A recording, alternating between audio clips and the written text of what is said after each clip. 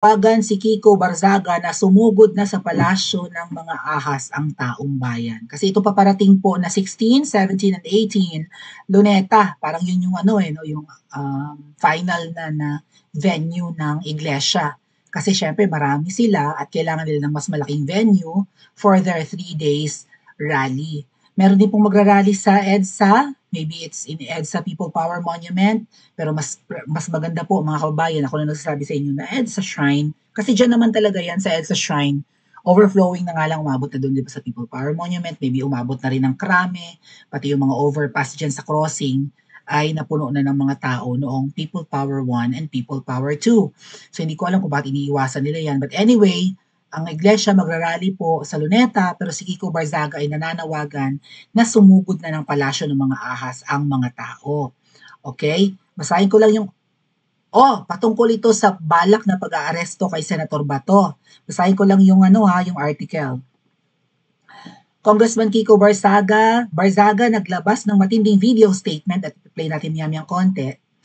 Ukol sa umanong plano ng Marcos Jr. admin sa gitna ng paglabas ng ICC warrant laban kay Senator Bato de la Rosa. Ang sabi po ay fake news ito kasi parang sinabi ni John Vic, even yung spokesperson ng ICC, wala daw silang arrest warrant. Pero syempre, si Tatay Digong naman nun, wala ring arrest warrant, di ba? Bakit pinaresto? So, may mga, siguro merong katotohanan, merong in denial, nagbabanggaan yung statement ni John Vic Remulla at saka ni Boying Remulla or whatever, 'di ba? May mga nagde-deny diyan, may mga nagkukunwari, may nagsasabi ng totoo kasi magkabaliktad na statement eh. At wala tayong pagkakatiwalaan, 'di ba? Iba rin ang sinasabi ni Yue noon kay Tatay Digong, 'di ba? Dinideny niya na hindi siya ang nagpa-kidnap kay PRRD pero ang Pilipinas pa lang nag-request na bitbitin na si Tatay Digong ng Interpol palabas ng bansa. So, wala tayong mapapala sa mga sinungaling. Basta tayo mag-expect tayo ng worst case scenario na si Senator Bato ay pwedeng makidnap anytime soon.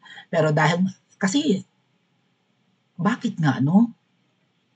Nadulas lang ba si Boying Remulla or it's a diversion para malimutan panandalian ang usapin ng flood control.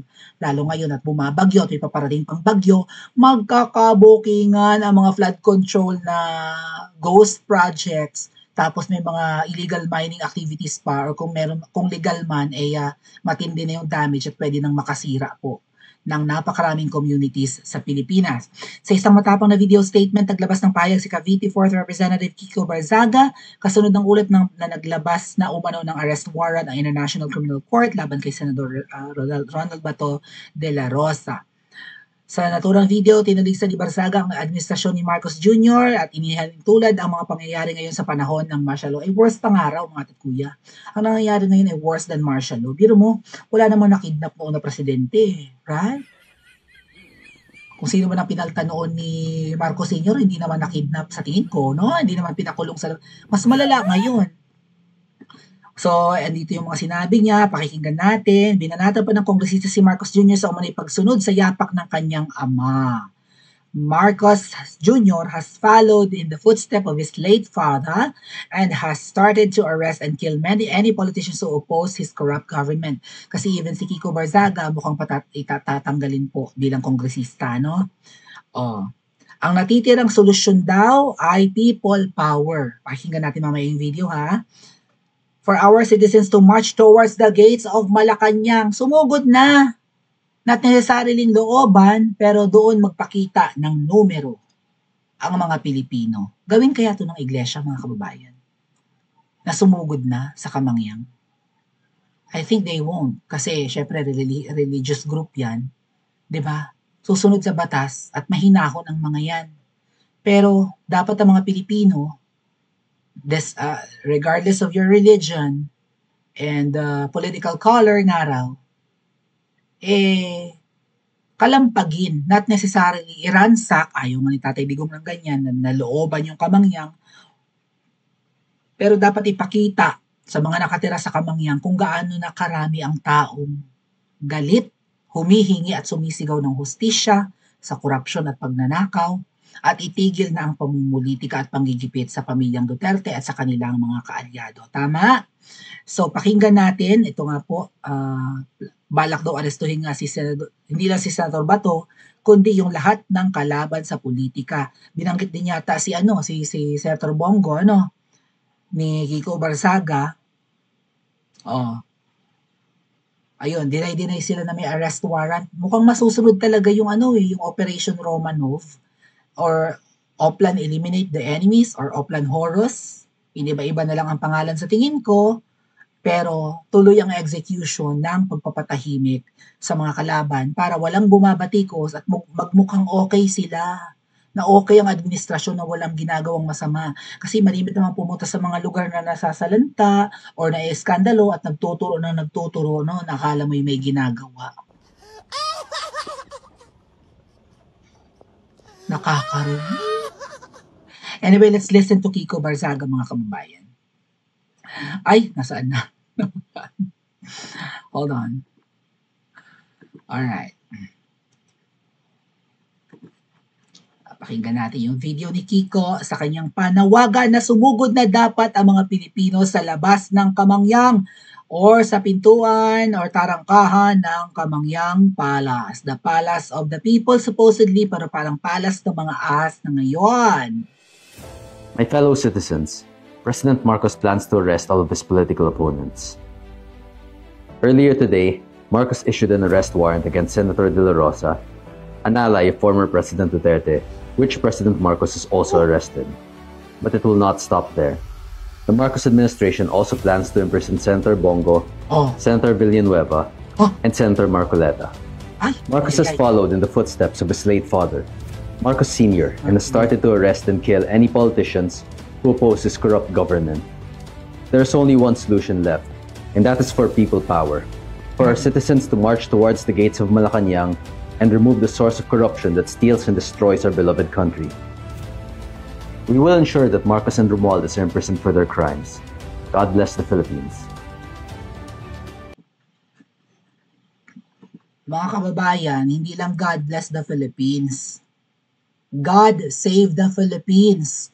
Kung ano man itong 3i Atlas na paparating na kometa ngayong Disyembre na so far nagtatago sa likod ng araw o nasa kabilang part ng solar system kaya hindi natin makita. Well, I don't know what that is. Maybe it's an alien interstellar object, or maybe it's just a comet, but maybe it will bring changes to the Philippines. I don't know. Maybe it's a long-lost traveler of an alien civilization or whatever. I don't know. Parang wala nang himala. Parang himala na nga ang kailangan ng Pilipinas. Kailangan ng, hindi na kayang iligtas ng ordinaryong tao lang ang Pilipinas. Kasi nakita na ng mga Pilipino yung mga nagdaang mga rallies ng kung saan-saang bansa at nag-succeed yung mga countries na yun, just like Nepal, Indonesia, Thailand, South Korea, where else? Even sa was it in Argentina and in France? Not France, but may mga di ba may mga kilos protesta na nagsucceed, ang Pilipinas hindi, mga kababayan. Medyo pumapabor sa pamilyang ito ang panahon. Kasi ilang taon na ang nakalipas, 30 years, nalimutan na ng mga Pilipino ang kalokohan ng tatay at kawalang hiyaan. Nakasulat naman sa libro, pero yung mga bagong henerasyon, parang hindi nila inabot. Right? Ang ibang mga matatandang miyembro ng populasyon naman natin, wala na. Right? Yung mga saksi sa kalokohan. And napaghandaan nila ang kanilang pagbabalik. At sa tingin ko, hindi sila bibitiw, mga kababayan. Kaya kung hindi, tama, hindi ko alam kung nanonood si Kiko Barzaga ng vlog ko. Shout out Kiko, baka nakakasilip ka. Tungaw vlogger lang ako, but 'di ba binabanggit ko yan before nung nagkaroon siya ng panawagan for people power sa labas ng Forbes Park subdivision. Sabi ko hindi dapat Dapat ang people power EDSA. O kaya sumugod na sa palasyo ng mga ahas.